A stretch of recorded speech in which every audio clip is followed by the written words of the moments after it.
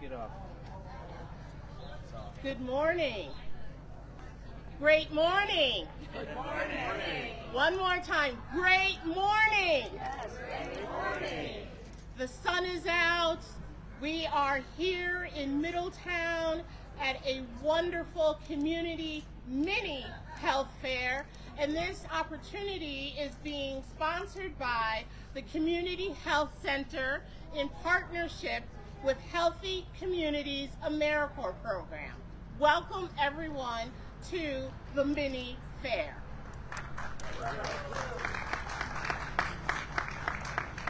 My name is Jacqueline Lucier. I am the Executive Director of Serve Connecticut.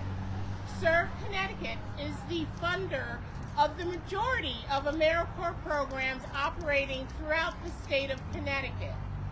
I am here to bring you greetings and also to introduce the person standing behind me. But first, I'd like to recognize, and those of you who know the answer to this, please shout it out. What year anniversary are we celebrating this week? 30 years of AmeriCorps service. AmeriCorps Week began on March 10th, so we are at the end of celebrating AmeriCorps Week, but we're celebrating the 30th anniversary all year. So please look out for opportunities to join AmeriCorps members in their service, because they're serving what? Your community. And so I'd like to introduce one in particular person who has been a staunch supporter of AmeriCorps since the very beginning, which was in September of 1994. The first class of AmeriCorps began. And we had, I'm going to say, 25 members that served in that first class here in Connecticut. Representative Rosa DeLauro was one of the individuals that helped to make sure AmeriCorps appeared in our state. Representative DeLauro has continuously fought for making sure that AmeriCorps funding is available for those communities and states that need it. We're not the only state that has AmeriCorps operating amongst our midst. AmeriCorps is in 50 states plus territories. So, if you complete your service here, you can go elsewhere and serve again. But I'm hoping there are many AmeriCorps members standing in front of me, and I am hoping that as you complete your term, you're able to reflect on how you've changed as a person in doing this service, in that the community has enriched you as well as you have enriched them. And so with that, I would like to introduce Representative Rosa DeLauro.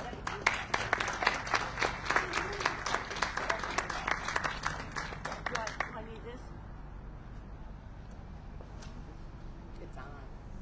It's on, but it doesn't appear to be working. So can you hear me? Can you hear me? Yes. Fine, okay. I apologize for my voice. Some people would be happy I'm losing my voice. Some people would be very happy that has happened. So, but I couldn't be happier to be here. I love AmeriCorps. It really is stellar. It really it's the best of America. It really is. So congratulations on 30 years. And Jackie, thank you for the introduction and the work that you do with Serve Connecticut. Let me recognize some folks who are here, and you'll hear in a minute from my dear friend and colleague, Congressman John Larson, A.J. Perlman, Director of Public Health, AmeriCorps. Jackie, you have met. I see Mark Maselli back there, founder and president and the CEO of Healthy Communities. Renata Porter, Program Director of Healthy Communities, AmeriCorps. Cassie Johnson, Program Manager, Healthy Communities, AmeriCorps. And I just want to say a thank you for the AmeriCorps folks that Congressman Larson and I just had the opportunity to chat with and talk to. Thank you for what you're doing. Thank you for your commitment to the people of this country. And as you said, Jackie, it is what our young people learn from this experience, but it is and what they give and who they benefit. It's a mutual effort. We're going to highlight AmeriCorps Week and talk a little bit about the Healthy Communities Program and its impact in the state of Connecticut. Since 1994, Serve Connecticut has administered AmeriCorps programs in our state. Last year alone, in the 3rd Congressional District, they brought over $2.4 million in federal funding and local project support to our communities. 356 members and volunteers serving at nearly 63 locations. That includes $28,800 for this community health center right here. I believe that informed communities are healthy communities. This event showcases the importance of consistent outreach to addressing public health crises. Health and wellness information fairs serve to connect people with the information and the opportunities they need to take control of their own health. Whether it is the confidential and free testing, substance use health resources, domestic violence prevention, support services, all of these are tools, and they're designed to help people who have difficulty accessing our healthcare system due either to stigma or fear of trying to access our healthcare system. 30th year of AmeriCorps. This is a prime example of how AmeriCorps benefits our communities. For me, I will continue to support AmeriCorps. I know Congressman Larson feels the same way. This is last year what we were able to do, which was so exciting. We secured $1.3 billion in the 2023 government funding effort for the Corporation for National and Community Service. That is the federal agency that leads service, volunteering, and grant-making efforts in the U.S. It was an increase of $163 million above the prior year. $557 million for AmeriCorps, an increase of $90 million, and this is available to community organizations that develop customized projects to fit their needs. And also, which is wonderful, is $237 million for Senior Corps to engage seniors, and that was an increase as well. This helps older Americans stay connected to their communities through service and volunteer efforts. We're going to fight like you know what this year to make sure that we are going to avoid cuts to everything and use our strong voices and your strong voices to reverse those who would like to deal with cuts to these kinds of programs. And so, since 1994, over 3,800 District 3 residents have served approximately 5.1 million hours, earned education awards of more than $13.5 million, and they worked on an unbelievable range of projects. So, I remember 2018, I met with AmeriCorps National Civilian Community Corps volunteers. They were building bridges and walkways in the Tynan Park Connector Trail in Middletown, so that hikers of all ages and fitness levels could, traverse the path. So the project helped more people access beautiful public lands here in Connecticut and along the New England National Scenic Trail. It is programs like this, programs like public health, such a service that is being done for our communities. It should be rock solid in the investment that we are making in AmeriCorps. Nothing should challenge that. Your presence here today witnesses that. We're going to continue to make sure that we will provide the funds that are necessary to keep AmeriCorps in business for 30 years and beyond. And with that, someone who cares deeply about this program is my colleague, and as I said, my dear friend, John Larson, and we share the representation of this wonderful, wonderful town. Thank you, Rosa. Can you hear me? All right. Well, listen. Middletown is fortunate to have Rosa DeLauro representing them. And John Larson. I'll get to that. But the Ways and Means Committee is the oldest continuous committee in the United States Congress. What a lot of people don't know is that the Ways and Means Committee and Appropriations were the same committee at that time. So Rutherford B. Hayes decided to split off and form the Appropriations Committee. Connecticut and New England is blessed. Rosa's the dean of the Connecticut delegation. We couldn't be well served, but the country, and in particular the state of Connecticut, is well served because she will be, again, the chair of the Appropriations Committee. New England in general, with Rich Neal, the chair of the Ways and Means Committee, and Rosa DeLauro, the chair of the Appropriations Committee, provides us with an excellent opportunity to make sure that we continue to fund the programs necessary to move the nation forward.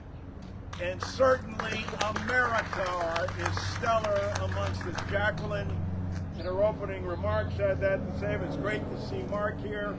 And what an honor to have A.J. Perlman here today as well. Many of you are aware of her incredible service in understanding and knowledge and acumen of healthcare, and her service specifically to First Lady Michelle Obama, and all the work that she has done. And now to lend that energy, we all try to tap into the energy of Rosa DeLauro because she is just electric and so focused and determined not only to return as the chair of Appropriations, but to continue the work that needs to be done. We are also sponsoring, along with Jack Reed from Rhode Island, Senator from Rhode Island, a piece of legislation called Action. Action has several goals, but its most important goal, and this will be of particular interest to people in AmeriCorps and who are participating, is to make sure that for every year you serve, with a minimum of 2 required, your country, you will get the equivalent of 4 years in-state college tuition forgiveness. When you combine that with the Siegel Act so that you're not taxed on the benefits that you receive, we also make sure that we raise the cost of living benefits for AmeriCorps volunteers,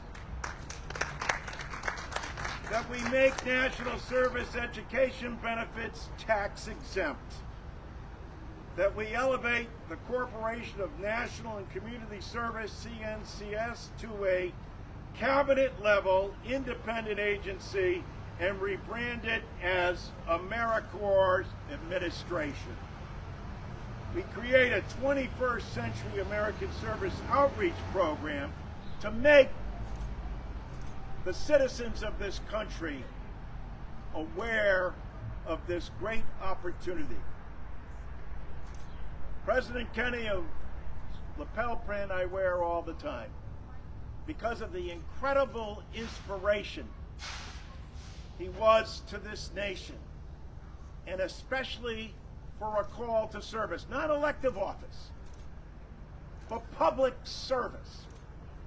the kind of work that's going on right here in Middletown because of AmeriCorps and because of the Community Health Care Center. And again, thank you all for your effort, your commitment, and your involvement.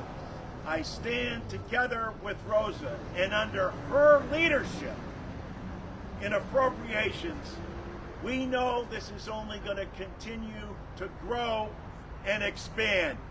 Why? Because the nation needs it.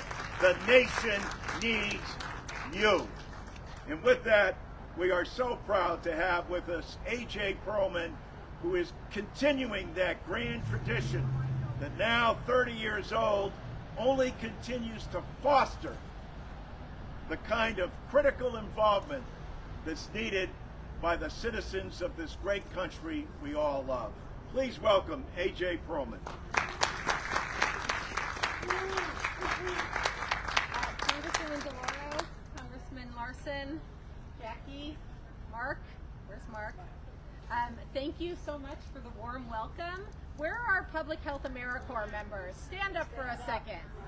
Give these folks a hand. Thank you for your service and happy AmeriCorps Week. I am so proud to be here in the great state of Connecticut, where over the past year, more than 2,400 AmeriCorps members have served at more than 200 locations. On behalf of President Biden and the entire AmeriCorps agency, I want to just say a heartfelt thank you for your service and for doing your part to improve the lives of your communities. As we've talked about already, this is a special AmeriCorps week. We are celebrating the 30th anniversary of AmeriCorps. Now, for decades, AmeriCorps members have served in communities across the country, addressing our nation's most urgent issues. And AmeriCorps members didn't hesitate to take up the call when the COVID-19 pandemic hit. We all got a crash course in public health, and we all got a crash course in what it means to have a strong infrastructure that is ready to respond to our nation's health needs. When the public health workforce was overburdened, AmeriCorps members stepped up. They supported their communities, they delivered meals, they checked on their neighbors, they staffed testing and vaccination sites. And what we learned is there is a role for everyone to play in public health. That's why back in 2022, AmeriCorps and the CDC partnered to form Public Health AmeriCorps to infuse capacity into local public health settings, providing people power at a time of great need. Through this program, we are creating good pathways to good jobs for people with diverse backgrounds and lived experiences, rebuilding our public health workforce with greater representation from the communities it serves.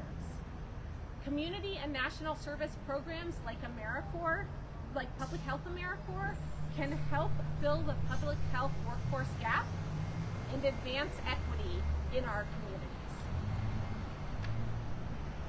In less than 2 years, more than 4,000 Public Health AmeriCorps members have signed up to serve. And although the public health emergency has ended and we talk of a time post-COVID, we all know there are ongoing public health challenges. The opioid epidemic, significant health disparities in communities of color, and a youth mental health crisis. AmeriCorps members were the first to jump in, and they'll be serving their communities long after the cameras have moved on. Now, for decades, we've talked about how AmeriCorps members serve their communities, but through Public Health AmeriCorps, we are also lifting the impact these programs have on the members themselves. I recently met Crystal, who was serving in Richmond, Virginia at Recovery Corps. Someone had dropped an AmeriCorps flyer on the ground, and it said AmeriCorps was actively seeking people with lived experience with substance use. She told me she was skeptical because who would want her? After serving with AmeriCorps, she was hired on by her host site, and the project she completed is now being implemented statewide. She said to me, "Today, I can honestly say I'm not a liability. I can boldly state that I am an asset." Across the board, our Public Health AmeriCorps members leave their year of service with hands-on experience and training that they can use to pursue a career in public health. AmeriCorps alums are much more likely to end up in nonprofit, social services, or public sector jobs, which just goes to show that the spark of AmeriCorps service can ignite a lifetime of social action. And we're not the only ones who know it. The President's budget released this week is a vote of confidence in our work, not just our work, but in all of you, to tackle our most urgent challenges. I am so proud of the great work that you are doing in your community and the great work I know you all are going to continue to do in the future. But most importantly, you should be proud. It's not always easy to be a change maker, but you all of our Public Health AmeriCorps members, are truly a force for good at a time when our country needs it the most. So thank you for your service. Thank you to all of you, and I will turn it back to Ms. DeLauro. Thank you so much, Amy. Thank you for your commitment and service. And, you know, I just said 30 years plus. In Italian, we have a saying, 100 anni, 100 years. So there we go. Now, the speaking program is concluded. Let me just ask if there are any questions. Okay. All right. Where do we go from here, Jackie? When's the next funding cycle?